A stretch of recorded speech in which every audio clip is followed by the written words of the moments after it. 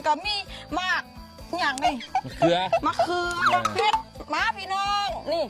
ก่อนเท่าเฮ็ดก็คือมีว่าจองก่อนเท่าไปเนาะกินกับเบ้าเด้มื้อนี้พี่น้องแซ่บๆน้ำกันอันนี้ก็คือหอยนี่ใส่ไปใส่ไปนี่สุดท้ายก็คือแซ่บๆมีปลาพร้อมพี่น้องเฮ็ดแบบนี้เลยเครื่องครบแบบนี้มันยังจะแซ่บเนาะ แม่น แล้วก็เครื่องหอมนี่มักหลายใส่หลายมักน้อยใส่น้อยแต่อ้ำกับเดนี่จะกินหลายๆแบบนี้พี่น้องเขาจะเอามือเศร้าเด้อพี่น้องเด้อสุดท้ายก็คือแป้งนัวแบบนี้ใส่เนาะแล้วก็มาเพชรผงใส่ไป แล้วก็เกลือใส่ไปนี่แบบนี้ปลาแดกใส่ไปแซ่บๆแบบนี้พี่น้องสุดท้ายก็คือน้ำเนาะน้ำปลานิ่นเนาะน้ำปลานิ่นน้ำหอยพี่น้องเอาใส่แบบนี้โอ้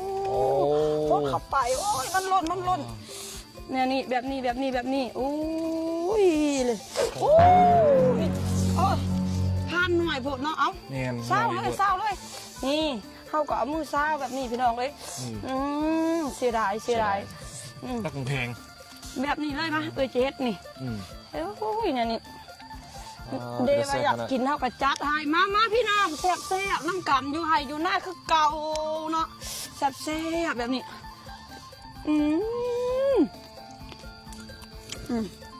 อยากเอาเสียวให้เอามาเผ็ดดิบมาเนาะเอามาเผ็ดดิบมาให้เลย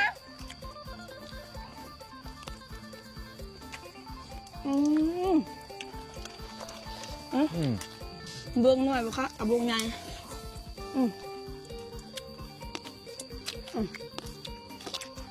จัดเนี่ยคุณเอาอย่างไรเบื้องมาเผ็ดครับ จับเนาะครับ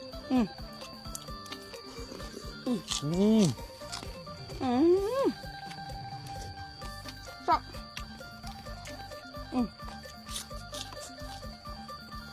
ข้างหลังจุดไฟจุดสองทีเนี้ย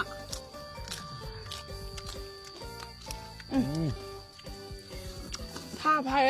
บูวิธีเฮ็ดก็เฮ็ดตามที่อ้ำบอกเมื่อกี้แล้วพี่น้อง